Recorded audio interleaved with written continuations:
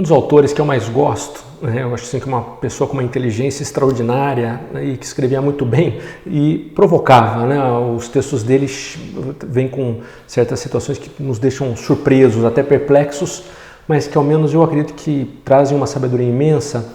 É um escritor inglês que viveu, né, do final do século XIX para o começo do século XX, chamado Chesterton. E há um livro dele chamado Hereges, que são vários, vamos dizer, espécie de retratos de pessoas, de grupos da época dele, nos quais ele enxergava traços, vamos dizer, de equívocos intelectuais, né? Ideias que as pessoas tinham que levavam aí a uma série de erros de fato. E erros muitas vezes sérios, né? Inclusive com implicações práticas, né? Nível moral, nível político. E dentre os autores que o Chesterton, nesse livro Hereges, ele critica, há um momento que ele fala de um historiador chamado Carlyle.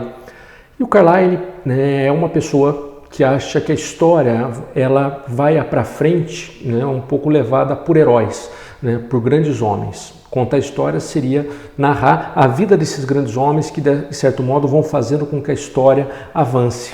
Essa mentalidade, vamos assim, do grande homem, né, da pessoa extraordinária, né, que faria com que tudo, né, que modifique, né, a humanidade, ela é cara aos românticos em geral, né? A gente nota também em autores como Hegel, né, o espírito, né, que move a história, o espírito objetivo, ele vai, em certo momento, sendo, vamos assim, se descobrindo a si mesmo através dos olhos de grandes homens. Nietzsche também, né, com toda a sua noção da aristocracia.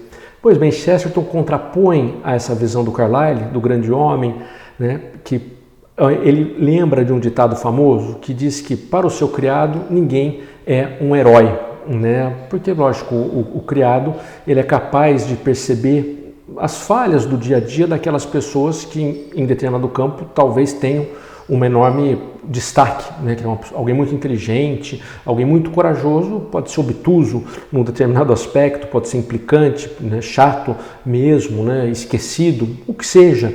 E o criado, aquela pessoa que convive todo dia com o suposto herói, vê, né, as falhas que estão por trás dele. Chesterton pega esse ditado e ele o modifica e diz que para o herói, nem ele é herói para si mesmo, né? De fato, as pessoas deveriam perceber que não há heróis no sentido de alguém que é perfeito, que é sublime, por um motivo muito simples. Todos nós temos na nossa natureza um defeito, um problema. Que o Chesterton lembra, é uma noção teológica que a gente pode pensar filosoficamente nela, como foi feito por Platão e outros autores, aquela noção teológica do pecado original, um desacerto, um desarranjo que todo ser humano carrega pelo simples fato de ser humano, né, e que leva a que ele fale com frequência nas suas ações. A sua inteligência fica mais obscura, a sua vontade é enfraquecida, os seus sentimentos ficam, vamos dizer assim, desorientados, desordenados, né? Então, todos nós sentimos, né, às vezes, atração por algo que a gente não gostaria de sentir, ou repulsa por alguma coisa que nós sabemos que seria boa para nós. Esse tipo de sentimento de desordem, todo ser humano sente. Eu acho muito interessante o que o Chesterton fala sobre a humildade, desse reconhecimento, aquilo, né, que todos nós, em certa medida, somos tolos.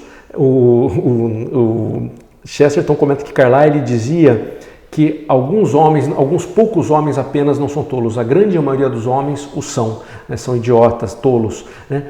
Quando o certo é reconhecer que todos nós o somos. Eu acho que ter consciência disso tira um enorme peso de nós mesmos. Nós somos falhos, né? Nós temos muitos problemas e os outros também.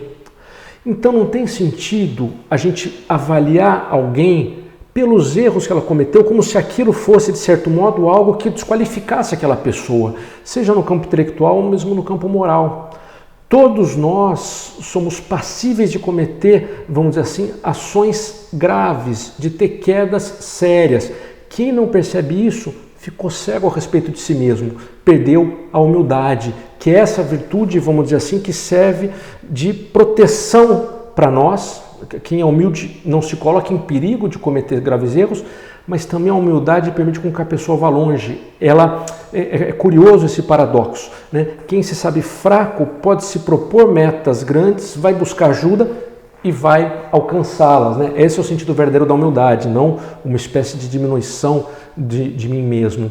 Então, nós temos que avaliar as pessoas pelo que elas têm de bom, não pelo que elas têm de mal, porque aquilo que é de mal já é esperado, ao menos num certo nível. Então, fulano é burro porque escreveu isso. Tá certo, aqui ele errou, mas quantas coisas boas ele já não fez? Né? Tal político não presta, tá certo, aqui ele foi profundamente infeliz, mas houve vários outros momentos em que ele agiu bem, e a gente às vezes dá como evidente que aquilo que é bom ia acontecer mesmo, como se fosse simples, e o mal sim é o excepcional, quando a verdade, analisando a história humana e vendo a nossa própria vida, é o contrário. Para fazer o bem, nós temos que nos esforçar, nós temos que vigiar, enquanto que ao contrário, para fazer o mal, é simplesmente nos deixar levar. Então, a humildade é uma grande virtude, e é isso, reconhecer que nós somos defeituosos, os outros também, e isso não nos deve nos estranhar, mas sim levar a agradecer quando vemos aspectos bons nos demais.